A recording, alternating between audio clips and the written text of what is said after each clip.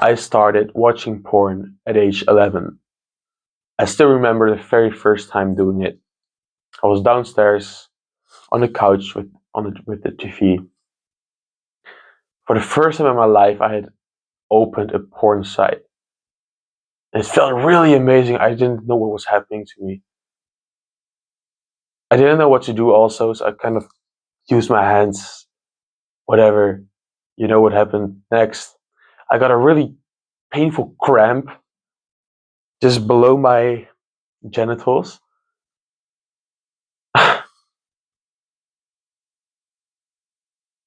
And I got properly addicted. I was hooked. I was masturbating like 7 times a day or more. Because when I was really young, like 11,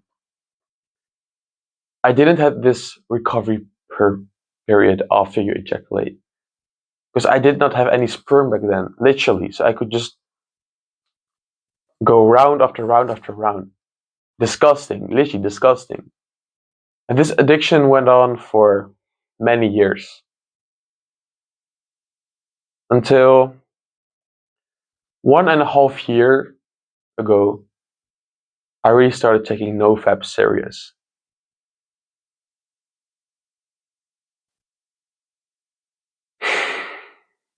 The first few months on NoFap are what you would expect them to be. First, I get a few days clean, then I get back into a Fapatron. Then another few days clean, another Fapatron. And this process was continuing. But over time, the days I was getting clean were slightly increasing. So it went from 3 days clean to 4 days clean to 5 days clean to 1 week.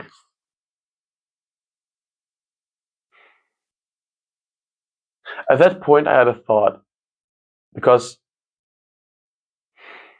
I just wanted to quit the addiction porn. And I thought, well, you know what? If I can just do it a few times a week, maybe that isn't really an addiction. That's when I stumbled upon a bunch of videos. That's like the algorithm really saved me out on that occasion, showing the importance of cutting it out completely, the effect it would have on your mental health, even on your physical health, more so the mental aspect, the way you look at yourself, embarrassing moments that you can save yourself from. That's when I got into my first real big sober period. I believe it was 2 months without any porn, and then I relapsed. And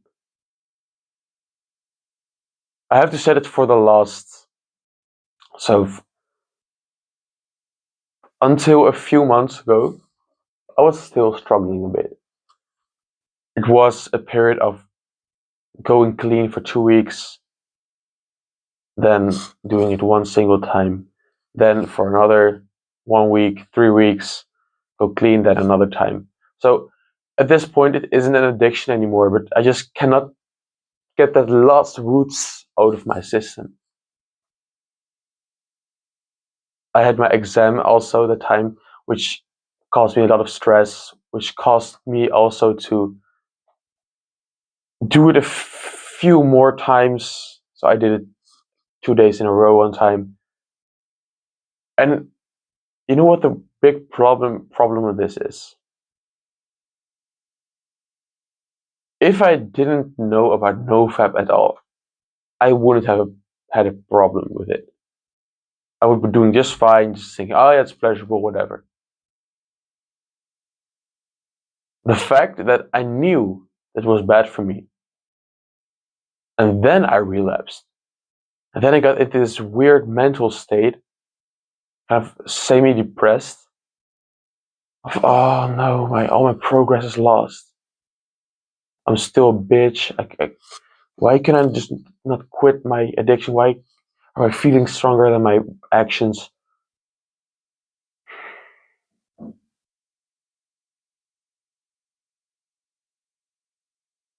Now I'm completely clean. I'm proud to say that. A few things that helped me. The first thing is to make it less pleasurable.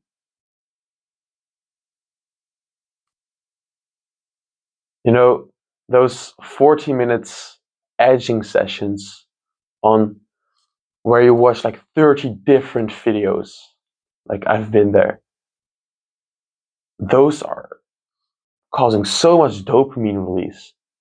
It's such a pleasurable experience that after you're done for the rest of the day, for the next week, your dopamine is completely fried. There's like nothing left anymore to use.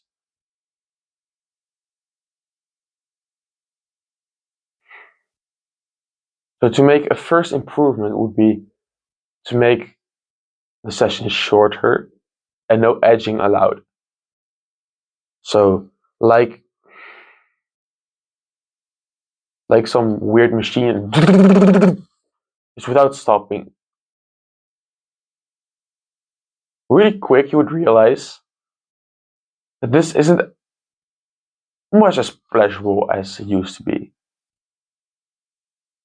Don't watch the weird videos also. Just do dry with your thoughts. What will happen is your brain will associate the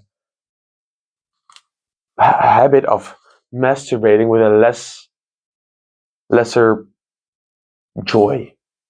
It will be less pleasurable for your brain. That would be the first thing.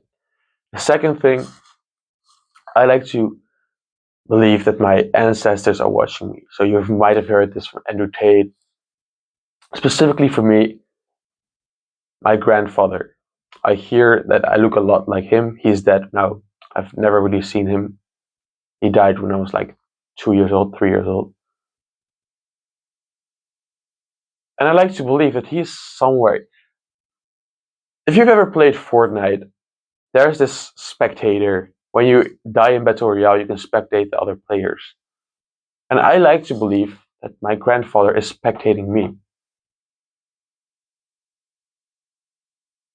Would you then start stroking your dick, knowing that your own grandfather is watching you? Maybe for you, it's not your grandfather. Maybe it's your mother. Your mother died, or a brother, or just someone you really care about. Imagine them looking at you, sitting there in your room quietly.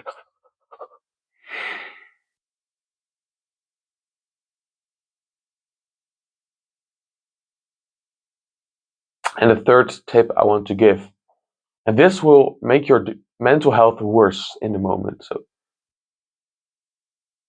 it is actually to tell yourself the stories how bad it is for you.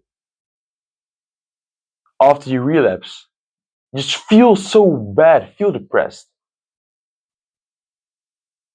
You will, it is such a disgusting feeling. You will feel so not happy in your life. But guess what? Now you will associate masturbating, coming with this really negative feeling. So tell yourself that you are a bitch, that you cannot be a man of your word, that you can't control your feelings, that you just jerked off to some pixels.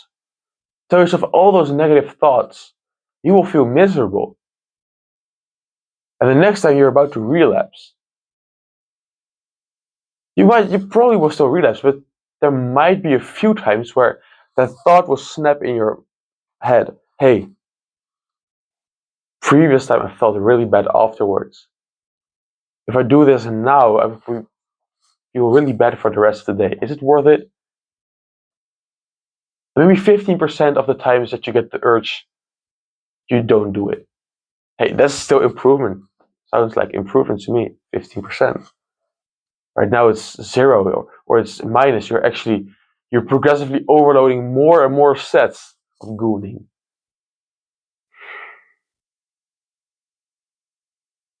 The biggest benefit it gave to me is I don't feel shameful anymore. Also, I just, I'm more confident. I can talk to people. I don't feel this shame, this something I'm trying to hide from them. It makes me more calm. It is a practice of mindfulness. With all these promises I can give you on the benefits, they're all kind of shallow. An easier way to think about the world is good and evil. Evil is watching porn. Would you associate that with good or evil? Act on that. That's literally so simple. And now we get into a side point, but just do unto others as you would do them unto you. There was a line I wrote in the book. The way, no, hold on. How to win friends and influence people. Yeah, man. You basically do not need any self improvement with just that single sentence. Do upon others as you would do others upon you. But this is a complete side note, but that's a bonus tip. Oh man, NoFap is a struggle, man. It's a difficult route. Because what most people do not ever get onto NoFap, they just fap for the rest of their life. They do not have sex after age 30. They cannot even make their wife come because they're so adjusted to their own perfect hand that they come within a few minutes within their wife, and then their wife is like not even warmed up. That will be shameful. Maybe speak to it with about your maybe speak about it with your parents. Yeah, that's scary. Maybe not your parents, maybe another adults that you know and you trust.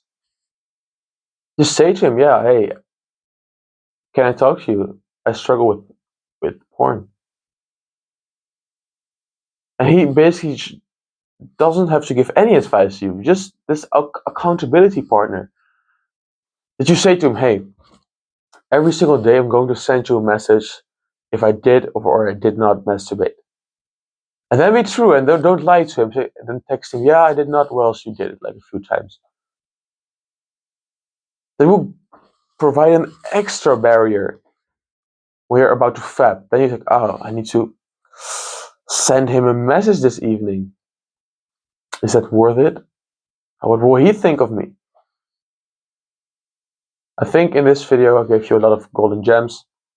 Just pick them out carefully. And yeah, I have nothing more to say.